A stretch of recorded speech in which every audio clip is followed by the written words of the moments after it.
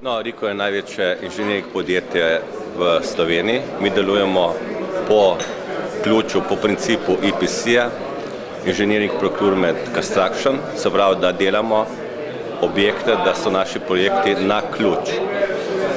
Mi si seveda želimo, da bi v Sloveniji bilo razpisano čim več takih projektov na ključ, predvsem zato, ker je to z vidika investitorja racionalno. V Sloveniji, predvsem v energetiki, nažalost, ni takšna praksa, v tujini pa je.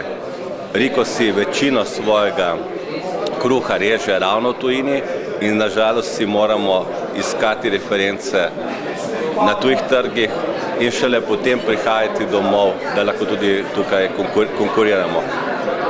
In seveda želeli bi si, da bi bilo čim več projektov potem in seveda, da bi lahko iz tega iskali neko sinergijo, da bi doma v Sloveniji združili potencialne nosilce raznih znanj, se tukaj spoznali, ker na domačem trgu je to vseeno najlažje, nabrali nekaj referenc, izkušenj, potem pa seveda si utirali pot tudi na tuji trgi, ker vemo, da je Slovenija premajhna za taka podjetja, kot je Riko.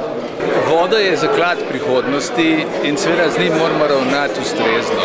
V tem primeru SID banka kot razvojna banka že do zdaj je vedno na tem področju izvajala financiranja na raznih projektih, na raznih vrstah upravljanja vode. To se pravi tiste komunalne zahteve, ki so potrebne in seveda tudi vse druge, ki so povezane z odvodnjavanjem, pa tudi z uporabo vode kot hidroenergetika, kjer je za obnovljiv vir sigurno najbolj koristno investiranje. Smatramo seveda pa, da je treba pri upravljanju voda gledati na stvari celovito. Govoril bi o tem, da je voda tipičen primer krožnega gospodarstva, kjer se uporablja vir v vseh fazah delovanja.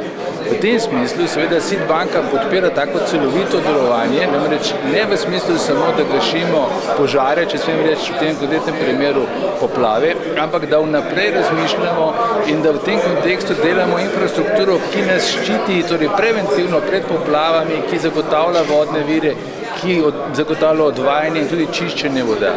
Take projekte seveda SID banka vedno podpira in bo poleg inštrumentov, ki jih je že zdaj uporabljala, v preteklosti smo približno dali za 400 milijonov takih sredstev in to je približno 15% vseh tistih projektov, ki so bili na tem področju izvajani.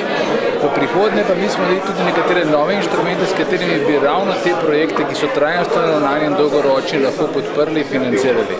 Seveda se pa tu vprašanje postavlja tudi z vidika, kakšna bodo sredstva za evropske kohezijske politike in pa seveda kakšna bo konstrukcija teh virov tudi v okviru Junckerjevega plana, ki ga trenutno pripravlja država. Ja, na ministrstvu smo pristopili k reorganizaciji področja upravljanja z vodami. Želimo ga urediti celostno.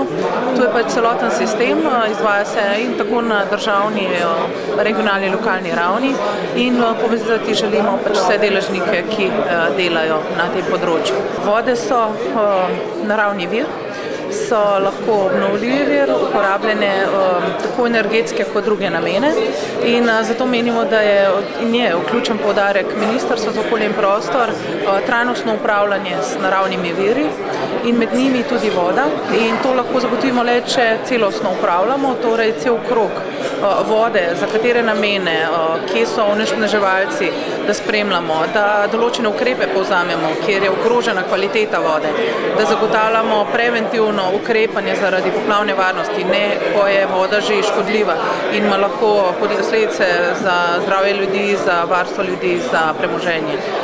Tako da v tem delu vidimo s celostnim upravljanjem tudi smotrno ravnanje ali pa prehod na zeleno gospodarstvo in tudi nova delovna mesta ali pa obstoječa bolj trajnostna delovna mesta.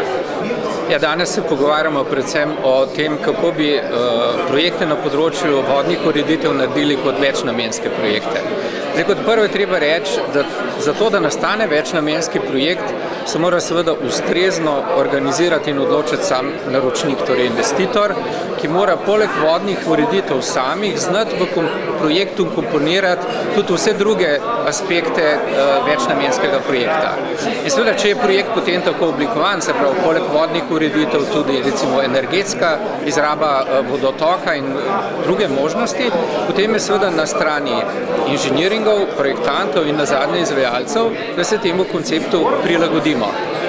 Jaz delam v projektantski družbi, kar pomeni, da mi moramo na povabilo naročnika v okviru javnega naročanja skoordinirati en paketni nastop družb, ki so sposobne tak večnamenski objekt v celoti sprojektirati. Se pravi, skupino družb, ki so sposobne poleg vodnih ureditev, energetskih ureditev, odnosno energetske izrabe vodotoka, organizirati še vse ostale aspekte tovrstnega večnamenskega projekta.